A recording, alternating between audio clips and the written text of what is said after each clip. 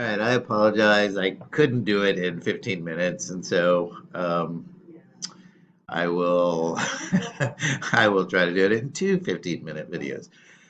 You'll notice here that we had a surplus in services, a deficit in products. As our manufacturing went away, we started bringing more products in. Our deficit trading here overwhelmed our financial services. Notice we grew our financial services, but not as much as we started taking in other countries' manufacturings or goods. And so we've been struggling with a large deficit for many years.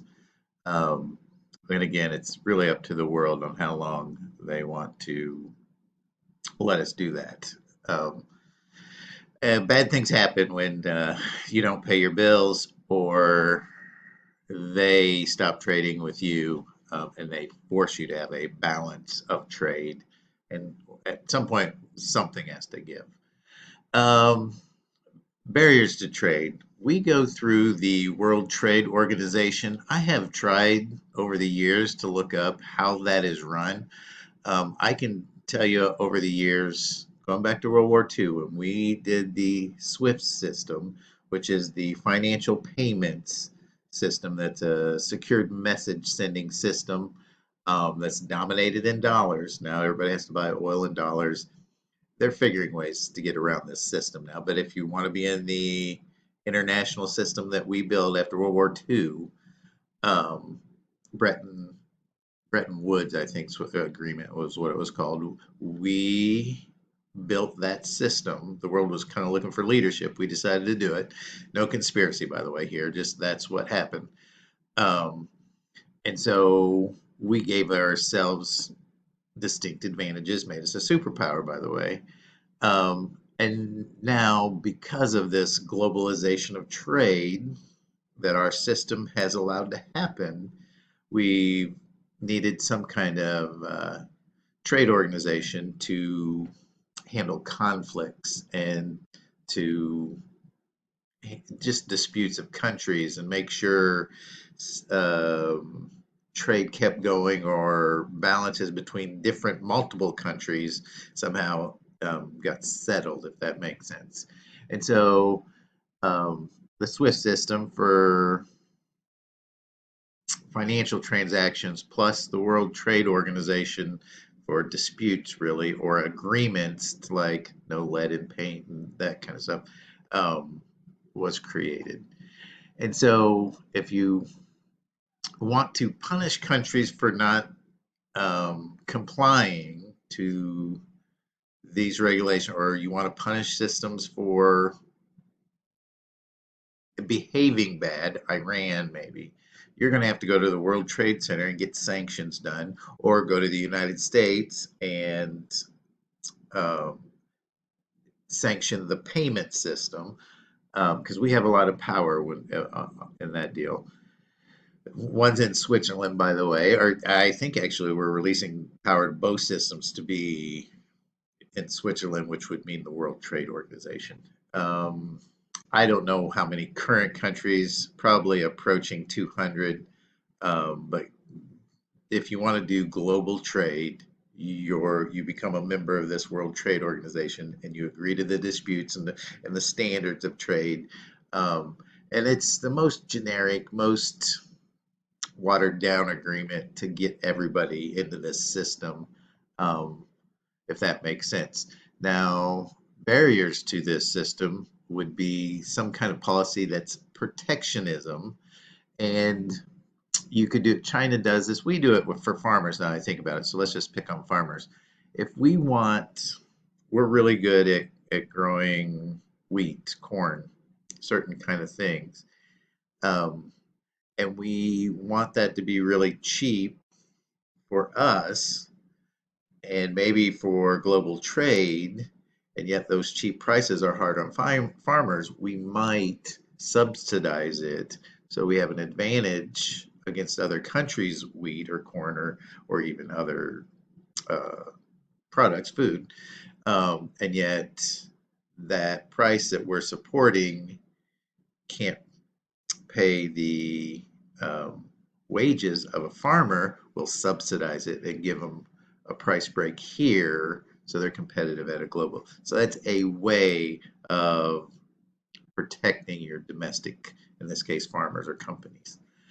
You could also do tariffs. Tariffs seem to be the popular, or the current administration's popular way of punishing other countries or protecting our companies. Um, let's say China stole some technology and then they could build it because they don't pay their employees enough, or uh, slave labor union issues, anything to make their labor cheaper, and then they can send it back to us and hurt our own technology companies because they they didn't invent the technology, they took it from us. Under their laws, they were fine with copying that technology, and then they send it back and make it cheaper. Um, if in this case, the Trump administration sees that happening in certain industries, they can put a tariff on that, those products coming back into the country, um, and make it more expensive, thereby making our uh, domestic product seem cheaper than the foreign product, when in actuality, without the tariff, they would be getting all the business. And so we do it. Technology they're doing. I'm trying to think what else. You can do it just to punish the China trade agreement that we've been trying to hash out for at least a year now. Um, COVID-19's kind of taken over the TV to where you don't hear about this trade agreement. Everybody's playing nice right now, but we really were. I don't know what we started with, I think 25% of their goods, and we were just doing this as a punishment until they kind of agreed to our agreements, which goes back to stealing our technology, I think. So I'm not saying we were good or bad. I'm just saying this was one way to create a barrier of entry for China goods to come into the country, if that makes sense. You can do similar things with quotas. You can just limit how much you're going to allow to come in. If you were trying to manage a trade balance to zero, you might do this. You, you want foreign influence to dictate prices, to put pressure to keep inflation out. So you want some to come in, um, to dictate the price competition, and yet you want to protect your companies to have some room and time to manage that price. So you might do quotas. We've done quotas in the car industry. Back in the 80s or 90s, I can't remember now, maybe late. Japan cars were just killing us. It was actually a quality issue. They were just better cars, cheaper. I hate to say that because that's going to make somebody mad out there, but they were.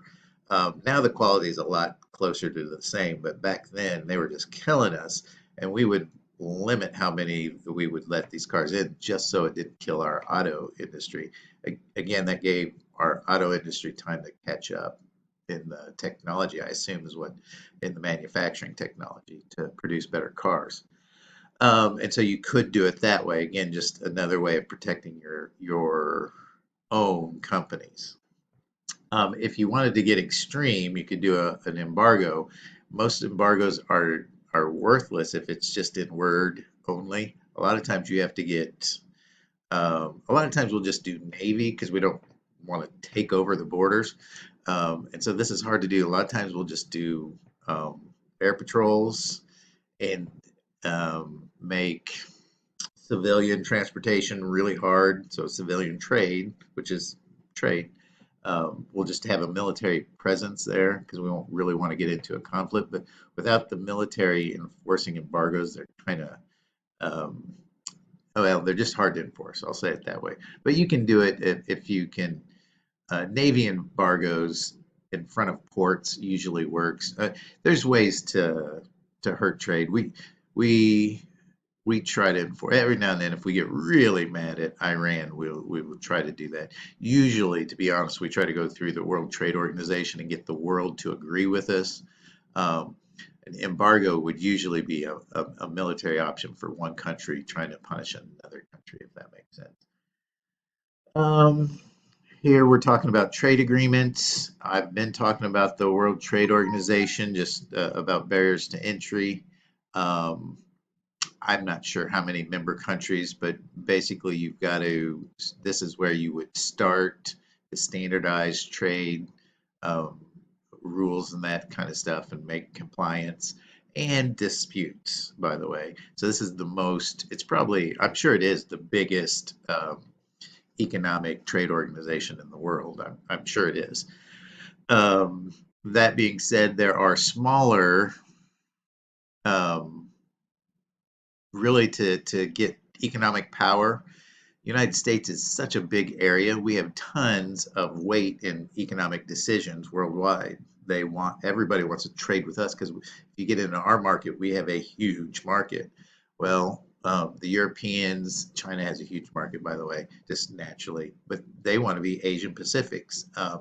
The European countries want to get together and have a large say in the World Trade Organization, we'll say. And so everybody's kind of getting blocking in these trade agreements. And probably NAFTA is the one that you guys have all heard of. It's really just three. I'm trying to think if there's any other. Puerto Rico would be in it probably.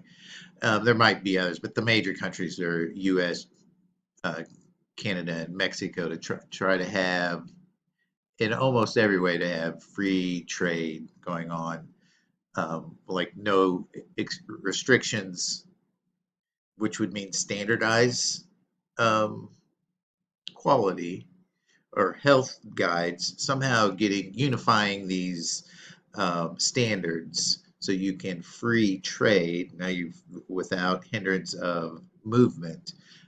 So things are cheaper, move faster. That's why the incentive of having these agreements is how I'm going to say it. There might be a lot of fat and government stuff in the agreements, to be honest.